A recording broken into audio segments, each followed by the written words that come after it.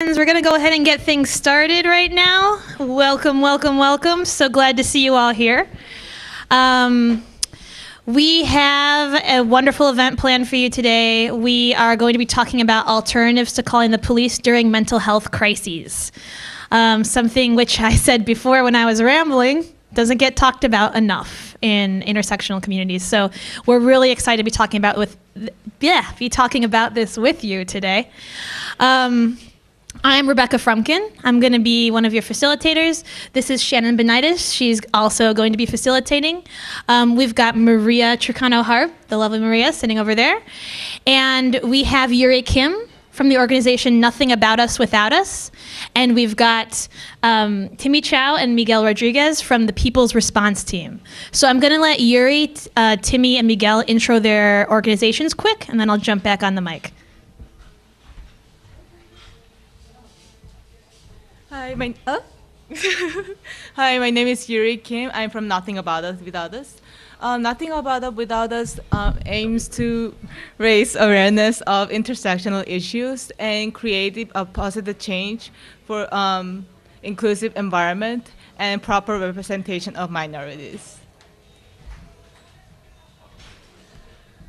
Hi, everybody. My name's Timmy. Myself and Miguel, we're both organizers with the People's Response Team. And what we do, we're rapid response organizers that respond rapidly to instances of police brutality and police violence here in the city. That looks like from situation to situation, that looks different with each situation.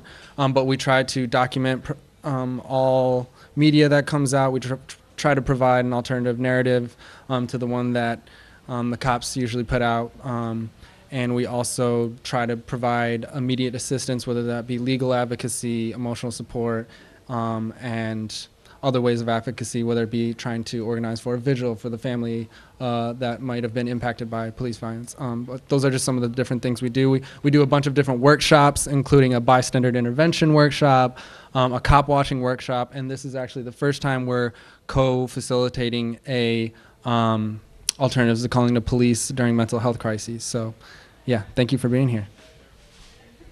Awesome. All right, so I want to get started off by asking everyone, show of hands, who here knows someone who is affected by a mental health disorder or mental illness? Okay, so yeah, it's a lot of people. Of those folks who are affected by mental health disorders, mental illness, who has had an experience with the police? Okay, yeah, so again, a lot of hands. Thumbs up or thumbs down? Did the experience with the police go well, thumbs up, or poorly, thumbs down? Yeah, okay, some went well, but most went poorly, right? So yeah, this is why we're here today, because the police are, in our experience, ill-equipped to deal with mental health issues and with individuals who are experiencing those crises, okay? So we're gonna talk a little bit about some myths about mental illness. Myth number 1. People with mental illness can't speak for their mental health. Only professionals are qualified to do so. So, I need to raise this mic, don't I?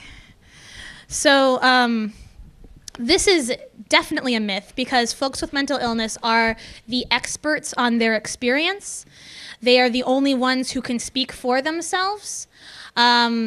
Professionals, while they may have medical understanding, while they may be in caring positions to talk to folks, to hear folks out, they are not the experts on someone else's experience. So that first person testimonial, that first person communication is what is most important.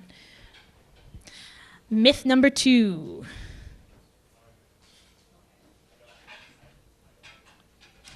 The safest way to deal with aggression or suicidality is by calling the police or law enforcement or 911. No, yeah, definitely not. This is a huge myth. In most cases, and I'm sure a lot of people who had those thumbs down initially can testify, calling law enforcement or calling 911 can often escalate a situation, okay? So when folks are in that aggressive, agitated state, when folks are in a suicidal state, they're often scared. They often feel threatened. And having that law enforcement presence, calling 911, having those officials is going to increasingly agitate and worsen the situation. So that's why we're talking about this, right? Because we don't want to be relying on an outside source that only worsens the crisis that's already happening. And I'm going to hand the mic over to Shannon. Okay, myth number 3, crisis intervention or CIT trained officers are an effective way that police departments help individuals in mental health crises. Has anyone here ever had an interaction with a CIT officer? I know Chicago has some teams, and it disturbs me that I just saw one hand. That tells you a lot about how ineffective the crisis intervention teams are in general. The research that I've seen shows that sometimes they're not as fully trained as they're supposed to be. CIT training is 40 hours, and many departments can't afford that, so they do 6 hours or 8 hours, and then they tell the public that they CIT trained their officers. And the idea is if they're fully trained, then when dispatch gets a call for what they call an emotionally disturbed person, that the CIT officers are dispatched to that interaction, to that call, and hopefully are using some of the skills they've learned to de-escalate situations and simply interact more effectively and positively with people who might be in mental health crises. The problem is, even if we do fully train them, especially here in Chicago with the closure of so many mental health centers, which we're actually going to talk about in a little bit, they are kind of walking around with a tool in their tool belt that they can't use, because even if they can respond to the situation in a positive, helpful way, which is questionable because they still are police and they still carry guns, et cetera, there's nowhere to take people for services. The idea is we de-escalate and we transport to somewhere that's not a jail and get people assistance. And so that's emergency rooms, which they don't always want to do because it's a very long wait and sometimes the hospital won't take the person, or it's supposed to be some sort of helping professional, which, as we know, there's few and far between. The services are really lacking. So the problem with CIT training is that often it's not done fully. And often the officers can't use what they're trained to do anyway. So often it just becomes a kind of a PR thing that police departments are telling the public, like, oh, we've trained these people to work with folks with mental health issues. And it's just not often the case. Actually, police departments are only required to have 5 hours of training about special populations in their initial training for officers across the state. And then yearly, they are only required to have 1 hour of training on special populations, which can be anything, not just mental health issues. And they're not required to have an outside facilitator. So they can literally sit down, all of them, around a table in a break room and talk about people with mental health issues or disabilities for an hour, and that counts for their yearly training on special populations. Except for 1 in 10 of their calls on average deal with somebody that's a special population. And so you can kind of see where the ratios are a bit off in terms of what they have to do for training and how often they're interacting with folks. So. Are you next? No.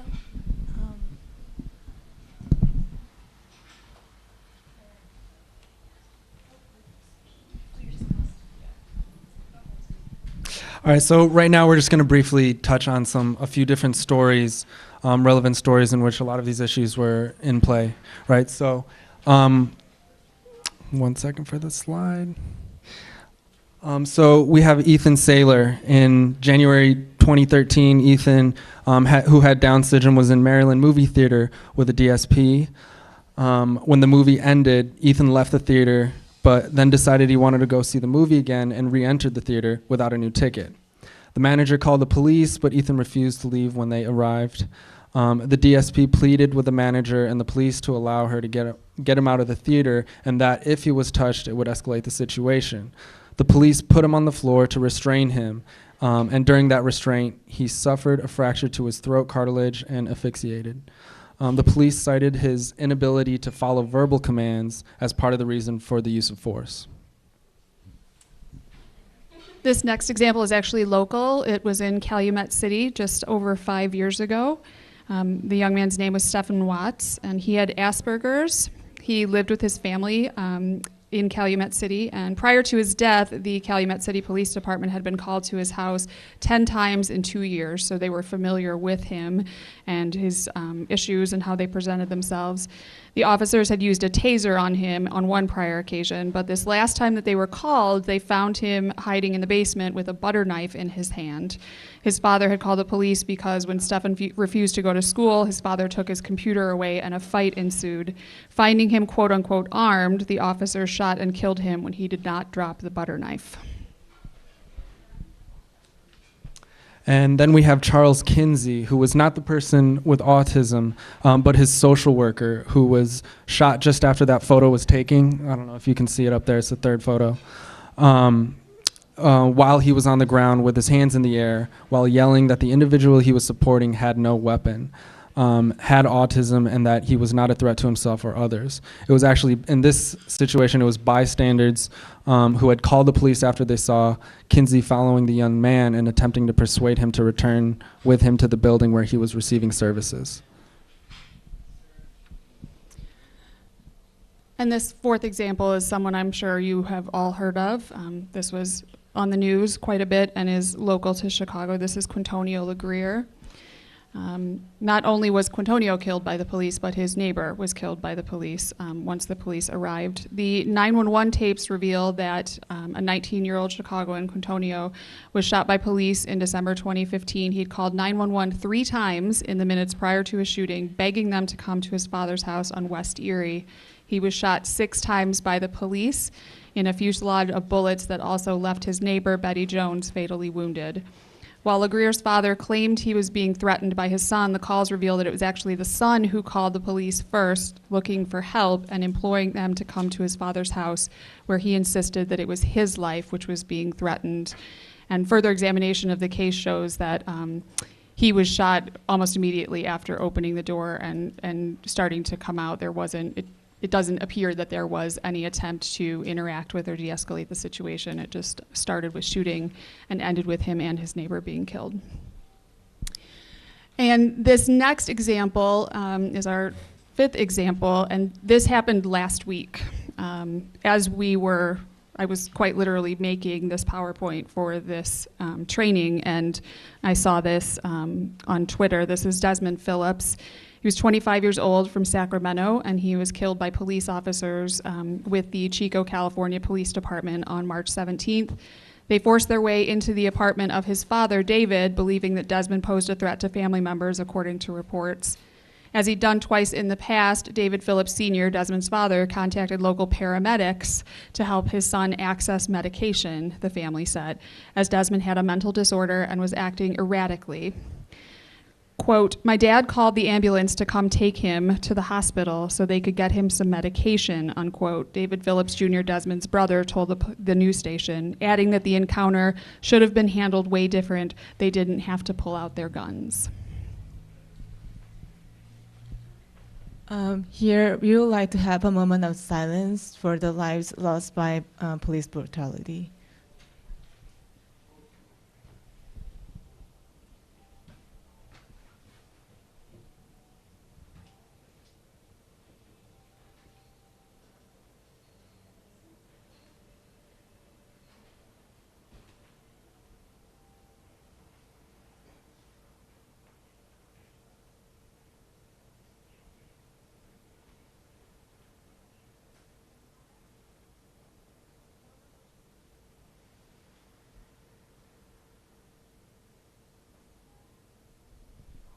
Thank you.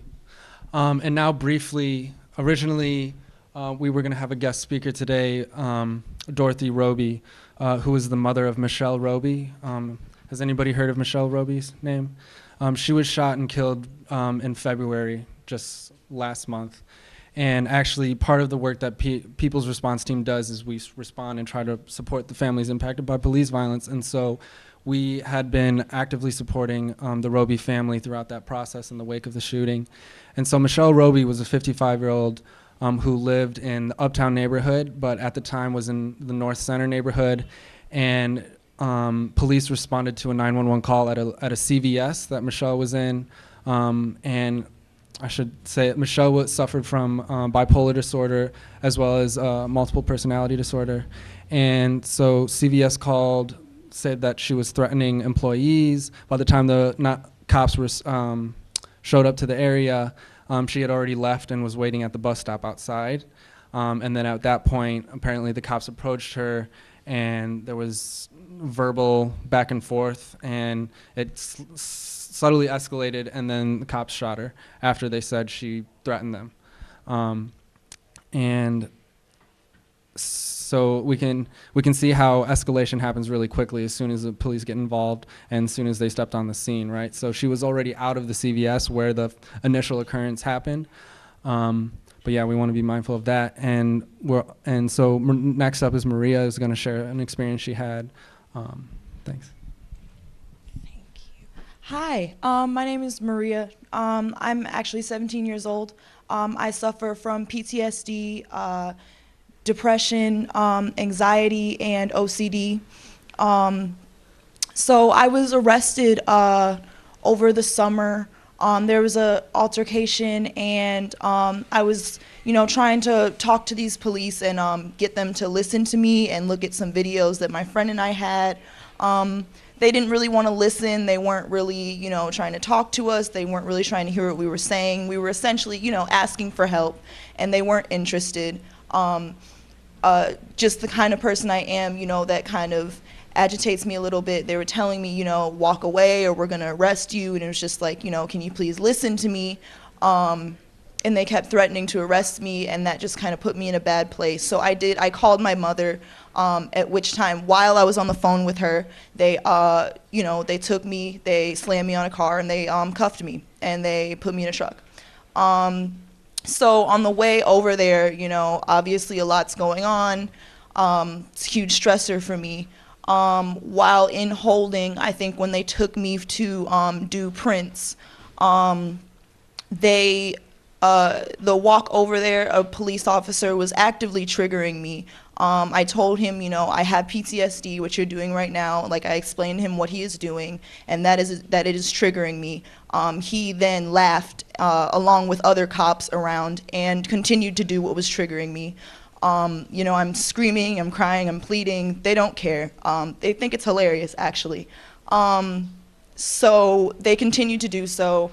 We finish the proceedings or whatever. They bring me back to my cell. I'm not doing so great. A lot of things going through my head, not in such a great spot. I'm very, very thoroughly triggered at this time, along with everything else going on. So I bang on the door a few times. Somebody finally comes, and I say, I'm not feeling safe in here. I'm having bad thoughts. I'm not safe in this cell right now. He then said, you'll be fine. He closes the door, the titanium door. No windows, just this really small room full of cement with a titanium door. And so things weren't great, at which point I spiraled out, and I then started trying to harm myself. I was banging my head against the titanium door, at which they weren't paying attention. They thought I was just, kicking or being obnoxious. In fact, they wouldn't have opened the door if it weren't for my friend in the next cell screaming and crying and pleading for them to come open the door for me. At which point they allowed my mom to come in and grab me, and just no regard for really what was going on with me emotionally or physically. Not really trying to listen to you about what's going on with you or why you're acting the way you're acting, or trying to accommodate in a way that can make you feel safer. So Maria, why do you think it's important to yeah. share out your story? So why do you think it's important to share out your story, Maria? I think it's important because the whole point of this is the alternative to that, the alternative to putting somebody into a cell. And although that wasn't necessarily a situation where somebody called the police on me because of my mental illness, it shows what can happen with a mental illness while in holding, and the fact that by the time you're in that station with those police, it does not matter to them anymore, and they're not going to handle it in a way that's safe for you or healthy for you. So avoiding that and avoiding putting people with mental illnesses in a situation where they're just not going to be safe or accommodated to is definitely going to be the best option. So thinking about that in these situations that we're going to address is going to be really, really great. So thank you. Thanks again, Maria, for being willing to share that with us. So next slide, we want to source out to the crowd. Could anybody, would you mind sharing when and why do you think helping professionals call the police, and what kind of instances or what kind of things happen? And I know we won't be able to have this on the live stream, but we want to get some input from the crowd. Over here. I know with a lot of mood disorders, people have this perception that someone who's mentally ill is going to put them in physical danger, and they feel fear for their own safety because they don't understand what's going on in terms of the other person's illness. They think that, like, if you're a bipolar person who is cycling through a manic episode, you might be dangerous. Word, that's right. So there's a strong stigmatization around mental health and people, and lack of education and knowledge around what it means to have mental health, and yeah, that can just immediately put you in put some professionals off guard.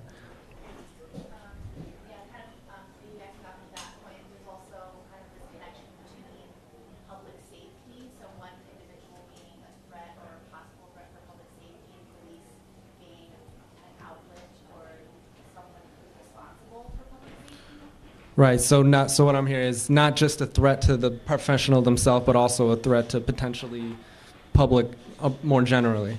Okay. Anybody else? I think people might just not know many resources. And one resource that popped in my head is the police. And so maybe if they were aware of many resources or a place or people to call, hopefully maybe reach out. Right. So yeah, lack of resources, definitely. I worked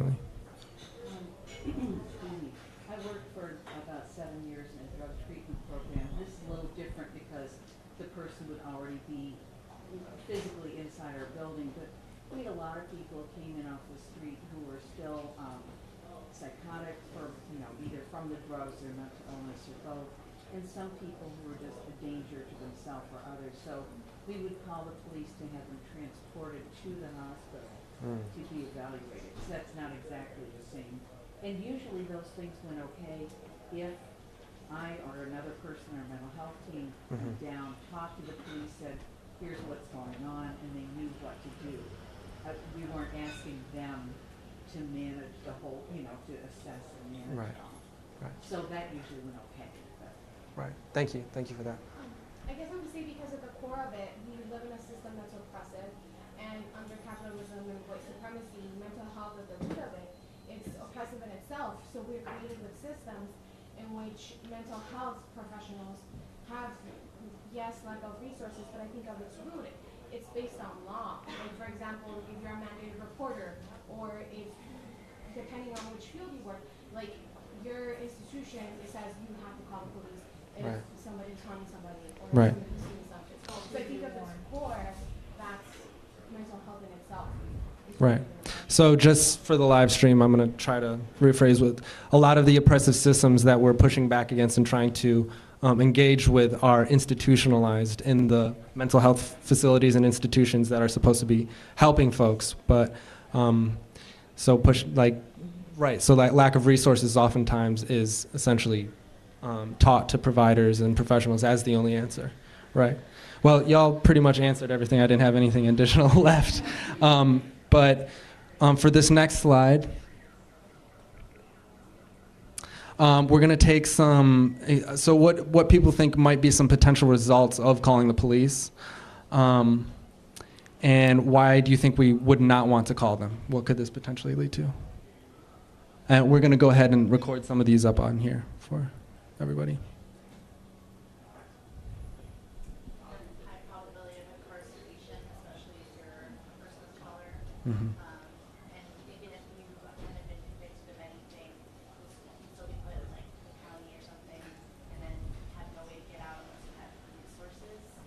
Right. So for the mic, higher probability of incarceration, even if you've never had any contact with the incarceration system, this can increase your chances as soon as the police are called, right? Or let's say if a crisis occurred before the police violence, and you marked, if the police mark you as a person with a disability or a person with lived experiences with mental health, then when calling the police, even if nothing going on and the situation is handled already, the police would have the power to basically go get rid of the person in that situation because of the stigma and stereotypes. Mm-hmm. So, right, exactly. So, again, I'm going to rephrase for the mic. So what you're saying is, even if a crisis happens and is successfully de-escalated, but still cops come onto the scene, given their authority and their ability, the law allows them to address the situation, they might escalate a situation that's already been de-escalated, and that can lead to further harm and violence for most probably the person being harmed or having a crisis. Yeah, thank you. It could be triggering if they've already had bad experiences with the police, most likely. So escalating that way as well.